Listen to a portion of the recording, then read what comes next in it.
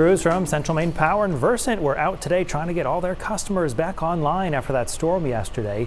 The heavy, wet snow and high winds combined to knock out power to more than 100,000 customers. So at last check, and we did just check, about 15,000 CMP customers still in the dark at this hour, about 270 for Versant.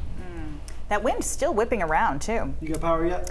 Got power. All right. Got power. I'm thankful for that. That's good. I noticed you pointed out the sunset time. Yeah. And I was so thankful for that last night for the drive home. Yes. Because at least half of my drive was in at least some daylight. Yeah. But once I hit the dark, I couldn't see anything. Yeah, it was it was windy, it was blowing around. And just that 648 mentally just feels great to me. Yes. It really does. Like it makes such a big difference.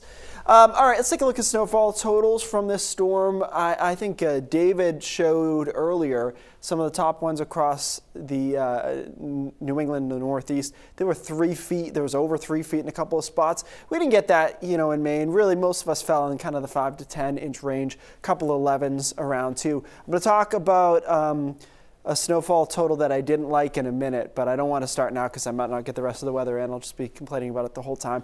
Here's the low still sitting out there. That's what made this a dynamic storm. It just was really deep and it was slowly moving out of the Gulf. A couple of rain, snow showers into the mid-coast down East Maine, but nothing that's going to really accumulate to anything. And if this storm had been January, early February, we'd be looking at some big totals because that sun angle yesterday saved us in a lot of spots. Look at it on satellite. I know I'm probably the only one who gets excited about this stuff, but just bear with me. Look how cool this thing is. Just perfectly concentric and just a ton of cloud mass on the west side of this storm.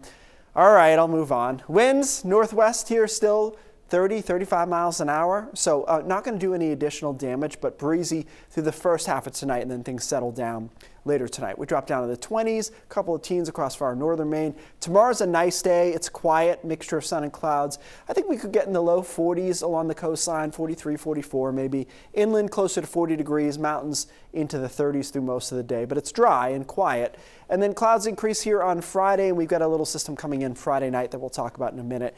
Not a big deal, this system. It's just a warm front and then a cold front that comes through on Saturday morning. Gets out pretty early Saturday, though, so Saturday afternoon looks good. Then it's chillier and breezy on Sunday. So here's the snow Friday. It's really just the mountains and northern Maine that see snow.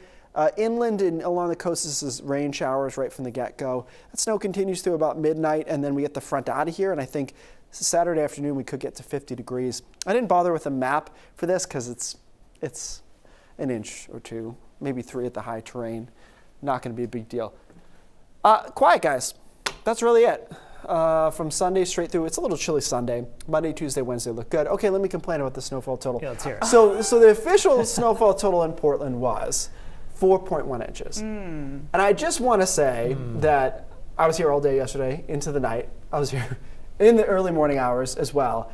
I don't think sensibly to anyone it felt like we got 4 inches. And what happens is the official way to measure it is you keep clearing this board and add it all together. Okay. And I think in storms like this, it's just a totally dissimilar. It's hard because things get compacted by that. Right, there's a lot of slush out there. Right. I would have bought an inch and a half. When I saw 4.1, I was like, whoa. And look, it helps us. It was closer to our forecast. Right. But I just don't buy it. It didn't feel like it. No. All right, Keith, thanks so much.